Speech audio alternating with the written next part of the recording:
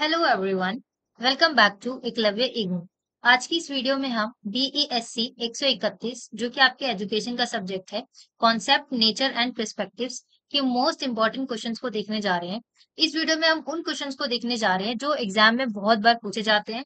ये repeated question है जिनको हमने सिलेक्ट करके और फिर उसके आंसर हम इस वीडियो में देखने जा रहे हैं, ठीक है। और इस वीडियो को आप एग्जाम देने जाने से पहले जरूर देखिएगा, ये आपके लिए बहुत ज्यादा हेल्पफुल होगी। चलिए शुरू करते हैं। उससे पहले मैं आपको एक छोटी सी इन्फॉर्मेशन दे दूं। अगर आपको नोट्स चाहिए इन वीडियोस के, तो आप हमारे टेलीग्राम ग्रुप को ज्वाइन कर सकते हैं जो कि एकलव्य इग्नू के नाम से है। और साथ ही साथ आप हमारे वेबसाइट को भी विजिट कर सकते हैं फॉर फ्री नोट्स, www.eklavyaignu.com के नाम से जो है हमारी वेबसाइट है, ठीक है। और आने वाले कुछ टाइम में आपका ये जो सेकेंड वाली वेबसाइट है, इसमें आपको असाइनमेंट्स के सभी आंसर प्रोवाइड करवा दिए जाएंगे, ठीक है। और अगर आपको कोई बुक परचेज करनी है आपकी स्टडी के लिए, तो आप नीरज पब्लिकेशंस की बुक जो है परचेज कर सकते हैं। इनकी बुक्स बहुत अच्छी होती है पढ़ाई के लिए। और अगर आप हमारे डिस्काउंट कूपन को यूज करते हैं जो कि है एकलव्य, तो आपको डिस्काउंट देखने को मिल जाएगा आपकी परचेज पर। और अभी इनका स्पेशल ऑफर चल रहा है जिसमें अगर आप 500 से ज्यादा की खरीदारी करते हैं तो आपको 50% का ऑफ देखने को मिल जाएगा। और पे कैश ऑन डिलीवरी भी यहाँ पे अवेलेबल है, ठीक है। चलिए शुरू करते हैं। तो सबसे पहला important and most repeated question है यहाँ पे, explain the concept of naturalism as a school of thought and its aim of education, curriculum and methods of teaching. तो बेसिकली जो कॉन्सेप्ट होता है नेचुरलिज्म का स्कूल के लिए, उसको आपको डिफाइन करना है और उसके करिकुलम मेथड्स ऑफ टीचिंग क्या क्या है उसके बारे में आपको बताना है। तो बेसिकली नेचुरलिज्म का क्या कॉन्सेप्ट है यहाँ पे। आजकल आपने देखा होगा कि आजकल ज्यादा थ्योरी बेस्ड पे ना ध्यान देकर प्रैक्टिकल बेस्ड पे चीजों को समझाया जा रहा है। स्कूल्स वगैरह में, कॉलेजेस वगैरह में चीजें बच्चों को कैसे सिखाई जा रही है, उसमें नेचुरलाइज किया जा रहा है, चीजों को प्रैक्टिकल तरीके से समझाया जा रहा है, ठीक है। तो वही चीज यहाँ पे नेचुरलिज्म है, आप उसको ऐसे समझ सकते हैं। तो naturalism as a school of thought emphasizes that education should align with the laws of principle of nature। तो इसके अकॉर्डिंग जो एजुकेशन है वो लॉज ऑफ प्रिंसिपल होने चाहिए, जो नेचर के लॉज ऑफ प्रिंसिपल हैं उसके साथ ही अलाइन होने चाहिए, जो नेचुरलिज्म के अकॉर्डिंग स्कूल के जो भी थॉट्स होते हैं, ठीक है। And its aim is to develop a child natural instinct and potential. इसका एम क्या होता है, बेसिकली जो भी चाइल्ड है उसके अंदर नेचुरल और पोटेंशियल को डेवलप किया जाए, है ना। And the curriculum is focused on a practical subjects. मैंने आपको बताया ना कि ये करिकुलम बेसिकली प्रैक्टिकल सब्जेक्ट्स के ऊपर जो है ज्यादा फोकस रहता है एंड रियल लाइफ एक्सपीरियंस के ऊपर ये ज्यादा बेस्ड होता है, ठीक है। And it is to enhance problem solving and critical thinking skills. जब आप इस तरीके से पढ़ाई करते हैं, इस तरीके से चीजों को सीखते हैं, प्रैक्टिकल तरीके से नेचुरलिज्म के कॉन्सेप्ट के थ्रू जब आप चीजें सीखते हैं, तो आपके अंदर क्रिटिकल थिंकिंग जो होती है वो डेवलप होती है और प्रॉब्लम सॉल्व करने की स्किल्स भी आपके अंदर ज्यादा डेवलप होती हैं। तो इस वजह से आजकल इस चीज पे ज्यादा ध्यान दिया जा रहा है। And teaching methods involve hands on activities. Teaching methods क्या होती है इसमें, कि सारी चीजें ना एक्टिविटी के थ्रू समझाई जाती हैं, बताई जाती हैं। तो इस कॉन्सेप्ट में बेसिकली ऐसे एक्सपेरिमेंट्स करे जाते हैं जिसके थ्रू आपको वर्ल्ड को समझने में अंडरस्टैंडिंग जो है, इसमें आप डीपर अंडरस्टैंडिंग को गेन कर सके, आप ज्यादा और अच्छे तरीके से वर्ल्ड को समझ पाए, इस चीज पे फोकस किया जाता है। और यहाँ पर इस कॉन्सेप्ट में जो टीचर होता है वो एक फैसिलिटेटर गाइड की तरह काम करता है, जो स्टूडेंट्स को सिखाता है कि चीजों को, नॉलेज को खुद से कैसे डिस्कवर करना है और खुद से कैसे डिस्कवर करके सीखना है, ठीक है। And naturalism seeks to create self-reliant individual who can adapt to their environment and contribute meaningfully to society। तो बेसिकली इस नेचुरलिज्म कॉन्सेप्ट में क्या ढूंढना चाहता है कि बच्चों के अंदर क्रिएटिविटी लाया जाए, उनके अंदर स्किल्स डेवलप हो और साथ ही साथ वो वर्ल्ड को अच्छे से समझे और उसी के साथ साथ वो चीजों को अडेप्ट करना सीखे और एनवायरनमेंट के साथ कंट्रीब्यूट करे और जो सोसाइटी है उसके साथ मीनिंगफुली तरीके से बिहेव करे और सोसाइटी में अपना कंट्रीब्यूट करे मीनिंगफुली, ठीक है। तो ये बेसिकली इस कॉन्सेप्ट में आप बता सकते हैं, ठीक है। तो चलिए नेक्स्ट क्वेश्चन को देखते हैं। आई होप आपको फर्स्ट क्वेश्चन क्लियर हुआ होगा। नेक्स्ट क्वेश्चन में आपको लिखना है, right short note on the following. देखिए ये ऐसे क्वेश्चंस हैं जो बहुत ज्यादा रिपीट होते हैं एग्जाम में, तो आई विल सजेस्ट यू कि आप इनको तो अच्छे से पढ़ के जरूर जाइएगा, ठीक है। सो फर्स्ट में हमें लिखना है types of social mobility. Social mobility के हमें टाइप्स बताने हैं यहाँ पे। हम बात करें टाइप्स ऑफ सोशल मोबिलिटी की, तो इसमें social mobility can be horizontal where individual change position within the same social class. इसमें क्या होता है कि सोशल मोबिलिटी जो होती है वो एक हॉरिजेंटल भी हो सकती है, जिसमें कोई भी इंडिविजुअल है वो अपने पोजीशन को ना अपने सोशल क्लास के अकॉर्डिंग चेंज कर देता है। और वर्चुअल और vertical where they move up और down between different social class based on factors like education, income और ऑक्यूपेशन। तो यहाँ पे देखिए, यहाँ पे क्या बताया गया है कि हॉरिजॉन्टल में वैसे के लिए इसमें ये बताया गया चेंज ऑफ पोजीशन, जो कि सेम सोशल क्लास में रहते हुए हो जाती है, मतलब उसी सोशल क्लास में है आप, पर आपकी पोजीशन चेंज हो गई है। और दूसरी ओर वर्टिकल में बताया गया है कि कैसे आप दो चीजों के बीच चाहे अप जाते हैं चाहे डाउन जाते हैं और उसके बीच में डिफरेंशिएट करते हैं, चाहे आपका वो क्लास हो या किसी कोई एजुकेशन से रिलेटेड हो, पहले आप बहुत पिछड़े हुए थे एजुकेशन में, आप बहुत आगे चले गए, तो यहाँ पे वर्टिकल में उस चीज को बताया जाता है, ठीक है। एंड नेक्स्ट हम देखते हैं measures of achieving equality and equity. तो जब हम इक्वालिटी और इक्विटी की बात करते हैं तो इसमें आप कुछ इस तरीके से बता सकते हैं that major including ensuring equal access to quality education, health care and job opportunity for all. Of course देखिए, यहाँ पे इक्विटी और इक्वालिटी की बात हो रही है, तो आप यहाँ पे इक्वालिटी के बारे में ही बताएंगे कि कैसे कोई भी चीज है, एजुकेशन हो, हेल्थ केयर अपॉर्चुनिटीज हो, चाहे वो जॉब अपॉर्चुनिटीज हो, वो सभी के लिए एक अच्छे तरीके से और सभी के लिए इक्वल लेवल में जो है प्रोवाइड होनी चाहिए, है ना। And implementing affirmative actions policies to address historical disadvantage and promoting inclusive policies that recognises and accommodate diverse needs and backgrounds. तो जितने भी डाइवर्स तरीके के नीड्स होते हैं, जरूरतें होती हैं, बैकग्राउंड्स होते हैं, उनमें कितने भी तरीके की जितने भी तरीके की हमें जरूरत है या जो भी अपॉर्चुनिटीज सामने आ रही है वो सभी के लिए आए और इक्वल तरीके से आए।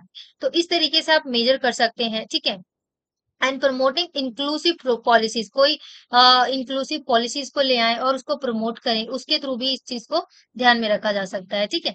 एंड नेक्स्ट हमारा आता है पेरेंटल इन्वॉल्वमेंट इन स्कूल। इसमें क्या आप बता सकते हैं कि किस तरीके से पेरेंट्स जो होते हैं जब वो स्कूल में इन्वॉल्व होते हैं अपने बच्चे के साथ, तो क्या चीजें होती हैं।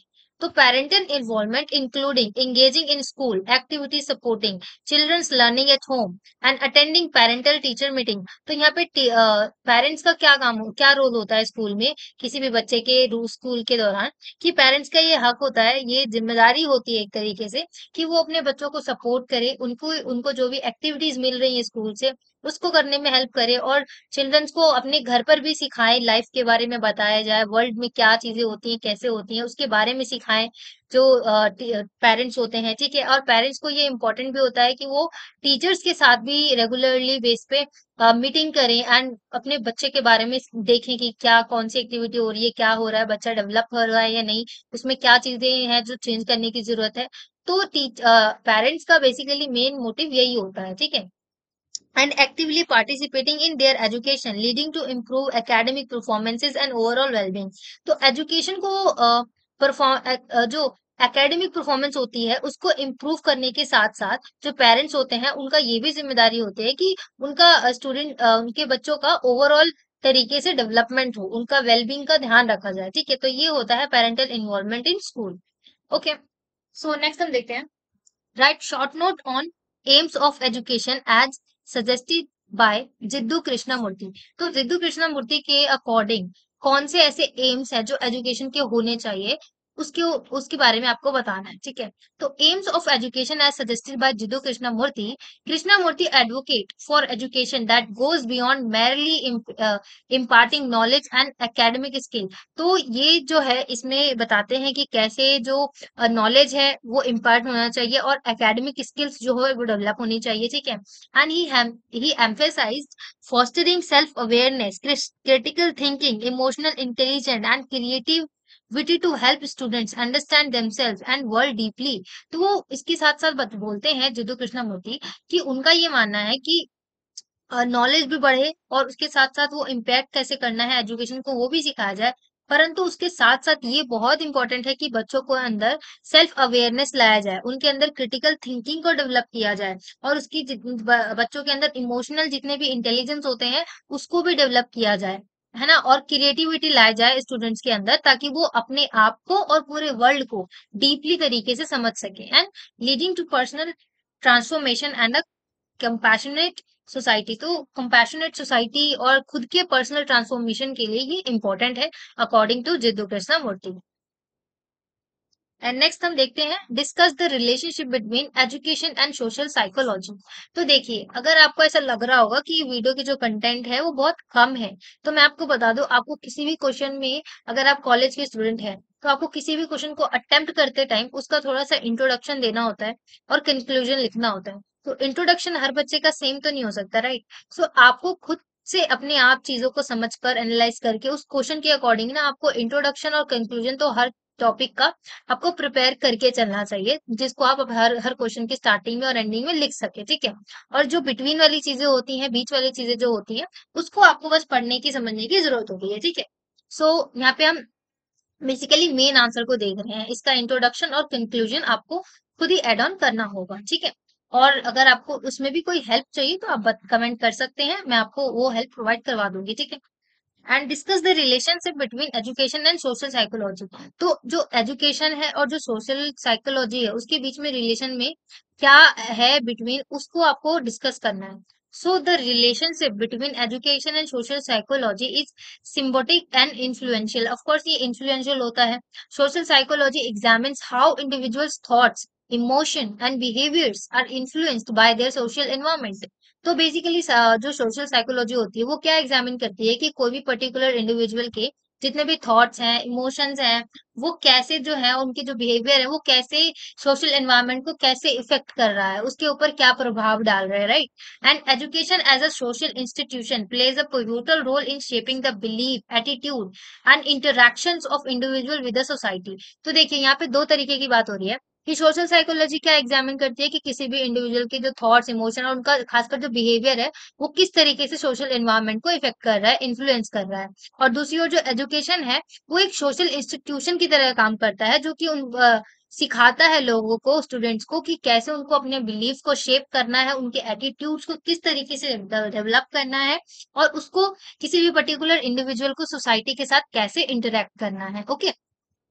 और साथ ही साथ the learning environment, peer interactions and teacher students relationship all contribute to the development of social entities, self estimates and social skills. On the other hand, social psychology researches provides valuable insights into effective teaching methods, classrooms management and promoting positive social interactions. तो जिसके through क्या होता है कि social psychology जो researches होती हैं वो क्या प्रोवाइड कराती हैं, जो जितने भी टीचिंग मेथड्स होते हैं, क्लास मैनेजमेंट होता है, उसमें प्रमोट करना और सोशल इंटरेक्शन को बढ़ाया जाए, उसको पॉजिटिव तरीके से लाया जाए।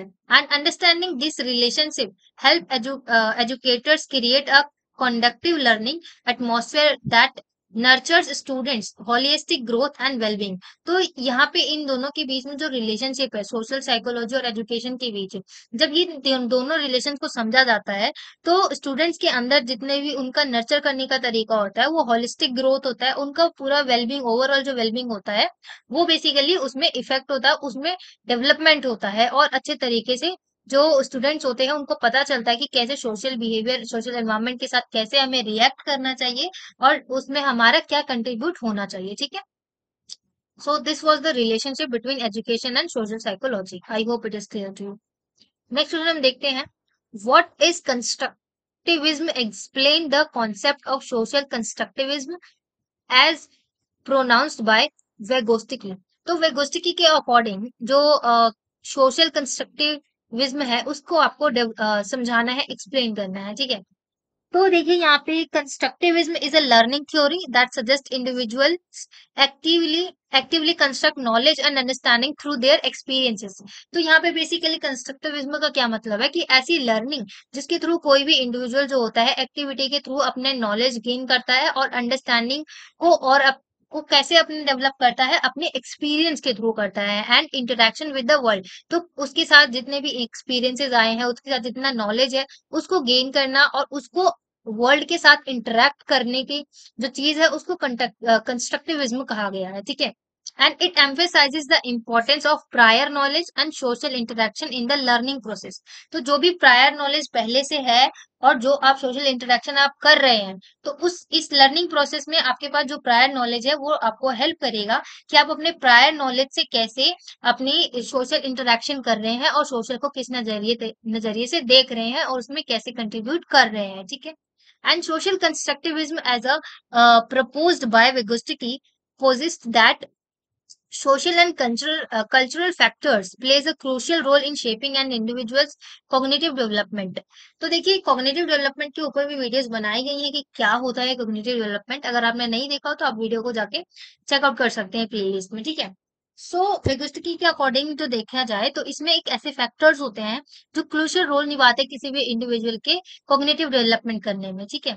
एंड विगोस्टकी के according emphasise the zone of proximal development, जिसको हम जेडपीडी के नाम से भी जानते हैं, which is the gap between learners current abilities and their potential abilities. तो ये बेसिकली एक ऐसा गैप होता है जो लर्नर्स है जो भी उनका करंट एबिलिटीज क्या है और उनका पोटेंशियल एबिलिटीज क्या है, अभी क्या कर सकते हैं वो एक्चुअली में क्या कर सकते हैं, उसके बीच के गैप को, ठीक है।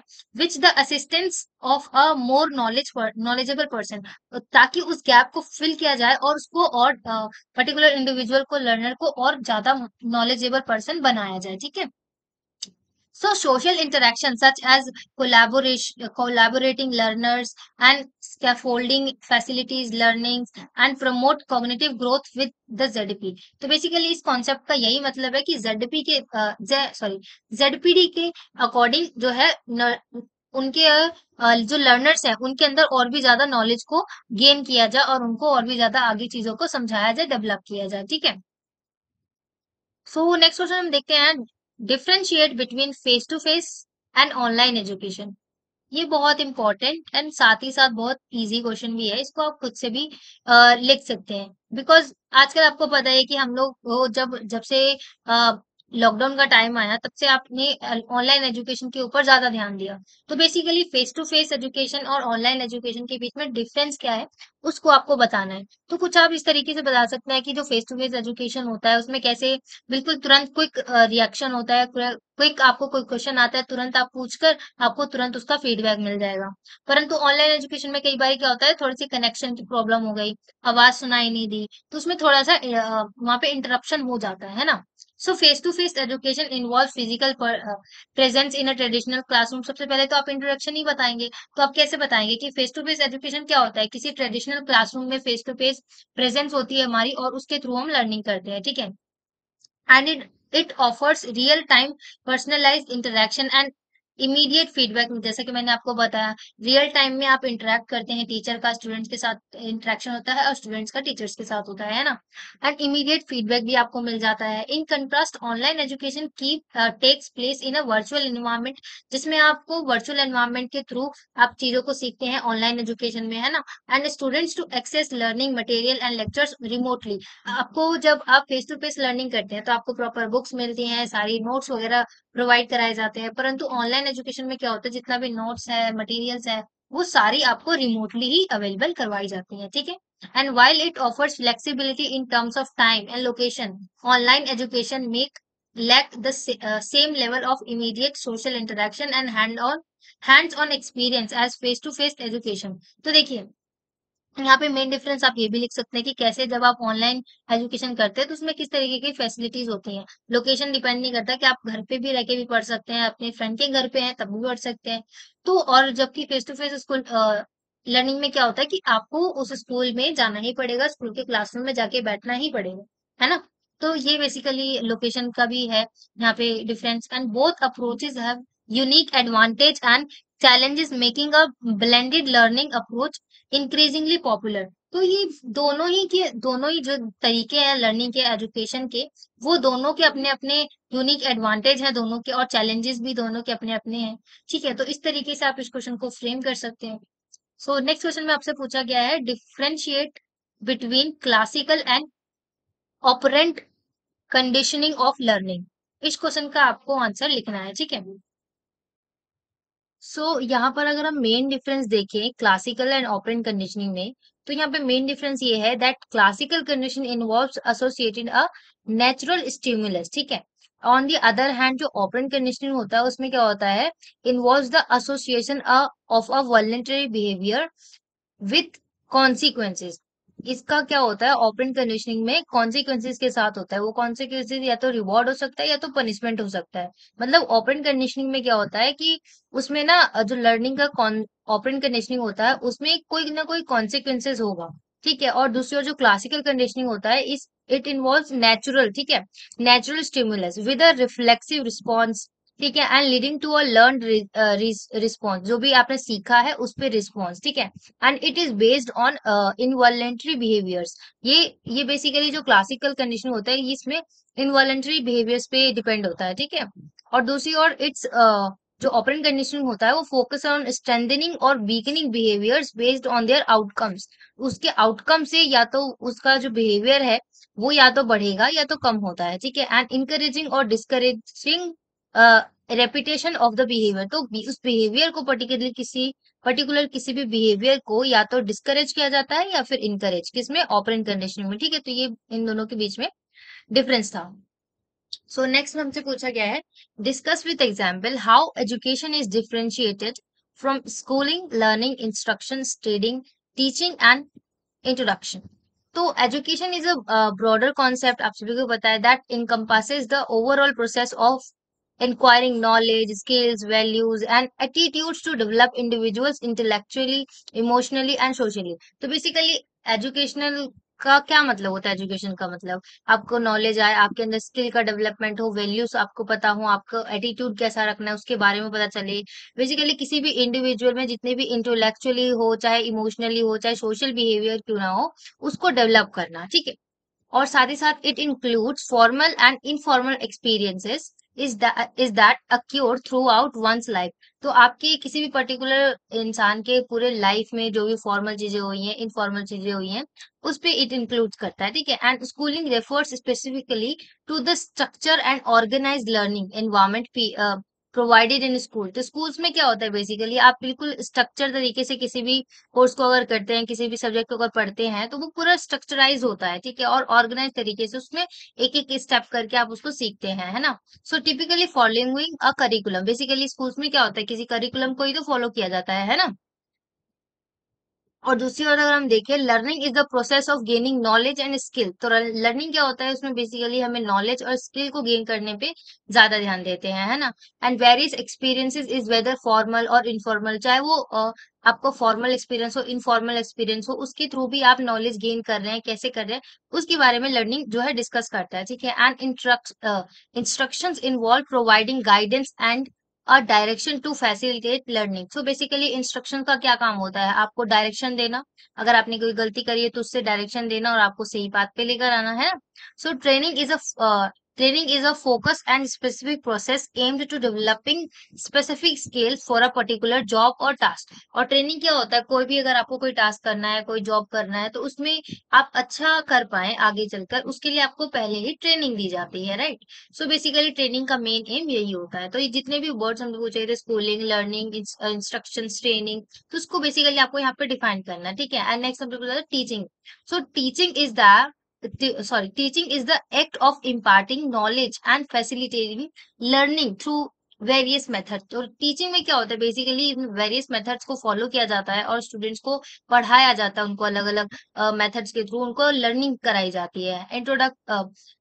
In doctrine, however, involves the promotion of a specific belief or ideology without critical examination। पहले के टाइम में क्या होता था कि किसी भी स्पेसिफिक बिलीफ को ना, मतलब उस पे कोई क्रिटिकली एग्जामिन नहीं करना है, बस उसको सिखाना है, बच्चों को, स्टूडेंट्स को सिखाना है, ठीक है। उस पे कोई कोई किसी भी तरीके की बात नहीं होना, क्रिटिकली एग्जामिन नहीं होना, और डायरेक्टली उस बिलीफ को कोई भी चाहे हो उसको प्रमोट कर देना आगे, है ना।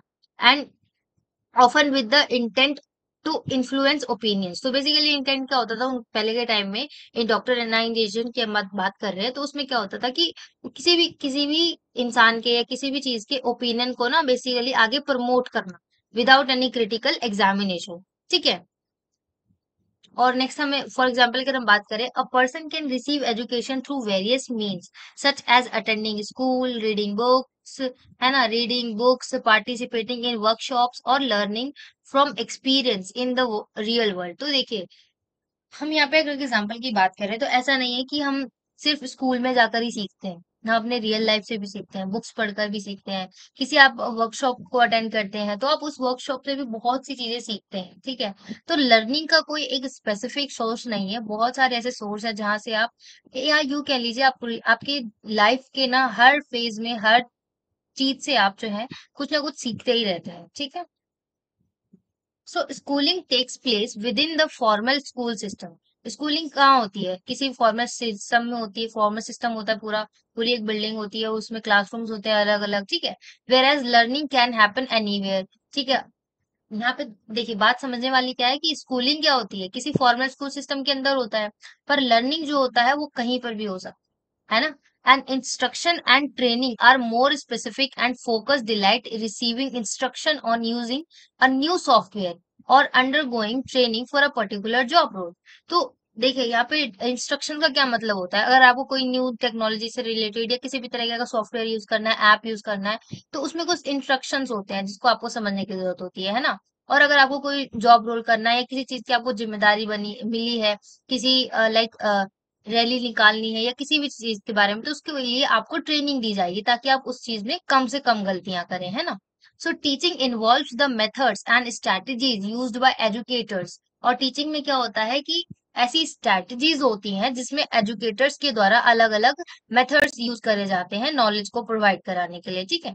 While indoctrination can occur in the certain environments where specific belief or ideology are reinforced without allowing critical thinking or questioning। जैसा कि मैंने अभी थोड़ी देर पहले भी बताया कि इंडोक्ट्रिनेशन में क्या होता था कि उसमें किसी भी चीज में ना कोई स्पेसिफिक बिलीव है, उसको उसकी आइडियोलॉजी को उसको रिफाइन ना करके, उसको दोबारा ढंग से ना समझकर, मतलब समझ के इन द सेंस कि उसको क्रिटिकली एग्जामिन ना कर कर ऐसे ही आगे वाली पीढ़ियों को समझा देना, पढ़ा देना, ठीक है। परंतु आज क्या होता है, हर चीज को क्रिटिकली एग्जामिन किया जाता है। अगर ये चीज हो रही है तो क्यों हो रही है, इसका रीजन क्या है, इसके कॉन्सिक्वेंसेस क्या है, इसका आगे चलकर फ्यूचर में काम क्या है, ठीक है।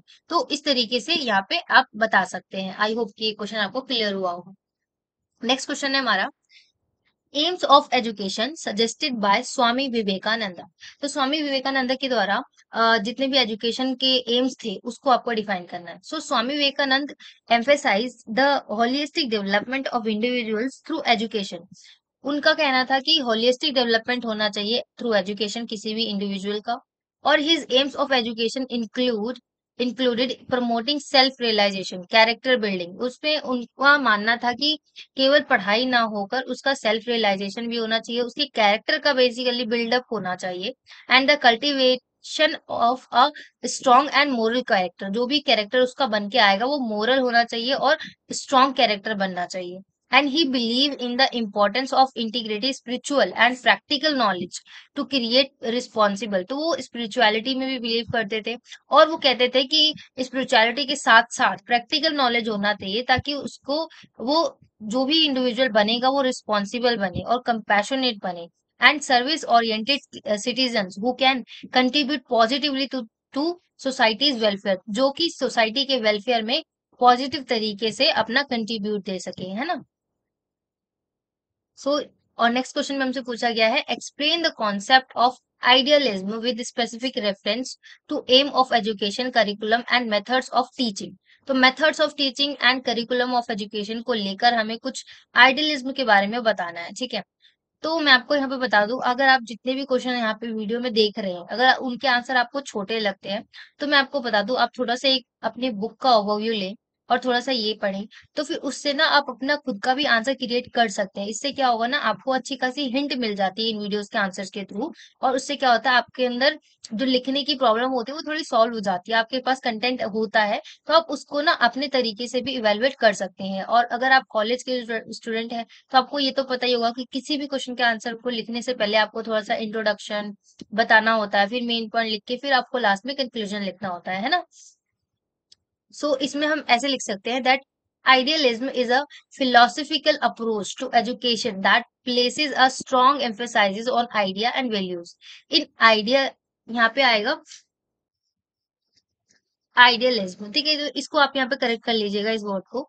इन idealism the ultimate reality is the world of ideas for the mind. तो आइडिया होते हैं माइंड के, सभी जितने भी पूरा वर्ल्ड है उसमें न जाने कितने सारे लोग हैं, सबके अलग अलग माइंड, तो सबके अलग अलग माइंड में अलग अलग आइडियाज भी आते हैं, है ना। So the aim of education in idealism included the development of the intellectual moral character and spiritual growth. The curriculum focuses on the study of great works of literature, philosophy, and art to cultivate wisdom and knowledge. तो इस वाले philosophy का क्या मतलब होता है, इस वाले करिकुलम में बेसिकली ऐसी स्टडी में फोकस किया जाता है जहाँ पे लिटरेचर के वर्क, जो लिटरेचर के जितने भी ग्रेट वर्क्स हैं उसको पढ़ा जाए, फिलोसफी को पढ़ा जाए, आर्ट को पढ़ा जाए, ठीक है, और विजडम और नॉलेज को गेन किया जाए, ठीक। और methods of teaching in idealism involves the Socratic method, encouraging critical thinking and engaging students in intellectual discourage to inspire a pursuit of truth, beauty and virtue. तो आइडियलिज्म बेसिकली जो teaching method होता है उसमें students को intellectual तरीके से discourage किया जाता है ना, और उनको इंस्पायर किया जाता है कि ट्रुथ को लाया जाए, परस्यूट किया जाए ट्रुथ को और ब्यूटी को और वर्च्यू को, ठीक है। And teachers are seen as mentors, teachers को मेंटर्स की तरह देखा जाता है हमेशा, है ना। And guiding students on their path of self discovery and self improvement. तो बेसिकली टीचर्स कैसे देखते हैं, गाइड करते हैं स्टूडेंट्स को, ताकि उनको खुद का अपने अंदर झांक कर देखे, वो अपने आप का सेल्फ डिस्कवर कर सके, ठीक है, एंड वो अपने आप को इम्प्रूव भी कर सके, ठीक। नेक्स्ट क्वेश्चन है, write a short note on right to education act 2009 and the role of community. तो राइट टू एजुकेशन एक्ट के ऊपर आपको एक शॉर्ट नोट लिखना है।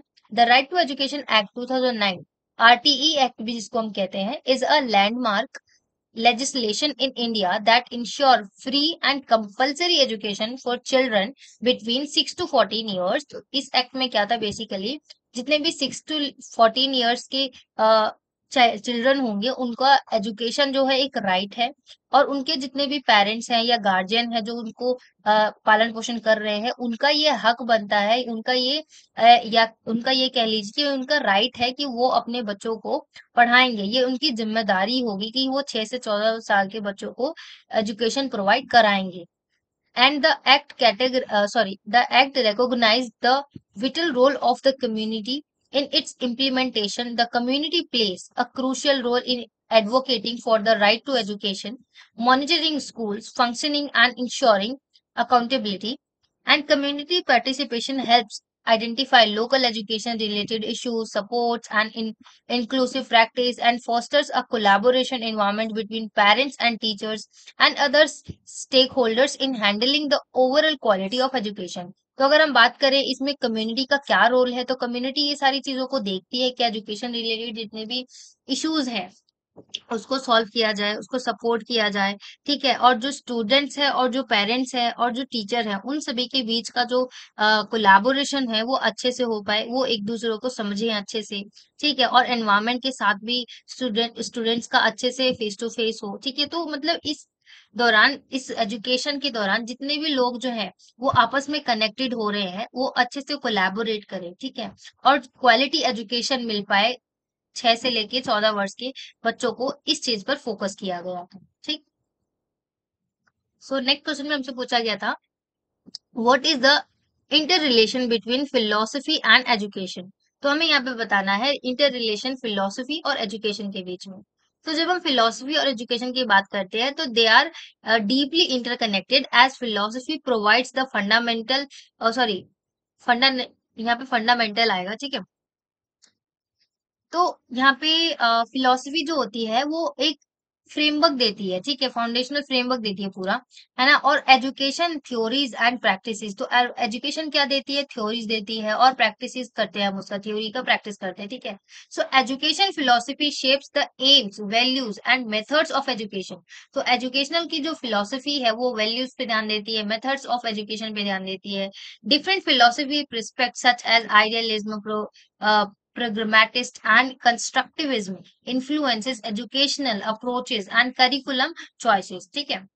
ऑन द अदर हैंड अगर हम एजुकेशन की बात करें तो education provides a practical application of the philosophical idea. तो देखिए यहाँ पे फिलोसफी की बात का अगर हम करें तो फिलोसफी जो होती है वो किसी भी पर्टिकुलर एजुकेशन के लिए, प्रोग्राम के लिए कोई आइडिया देती है, उसके लिए कंस्ट्रक्टिव तरीके से इन्फ्लुएंस करती है, एजुकेशनल अप्रोचेस देती है।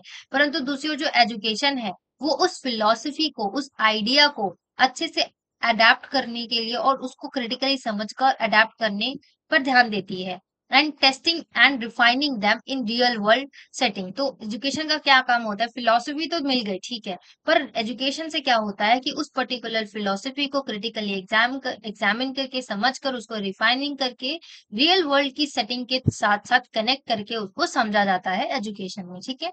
So the inter relationship between philosophy and education allows for a continuous dialogue and development of educational theories that align with broader philosophical and perspective and societal values. तो basically इन दोनों का philosophy and education एक दूसरे से बहुत ज्यादा deeply connected है और एक दूसरे के साथ मिलकर ये सोसाइटी के वैल्यू में बहुत ज्यादा कंट्रीब्यूट करते हैं, ठीक है। और यहाँ पे वीडियो कंप्लीट होती है। अगर आपको किसी भी क्वेश्चन में कोई प्रॉब्लम आ रही है तो आप कमेंट सेक्शन में लिख सकते हैं, और अगर आपको वीडियो पसंद आई है तो do like, share and subscribe, and thanks for watching.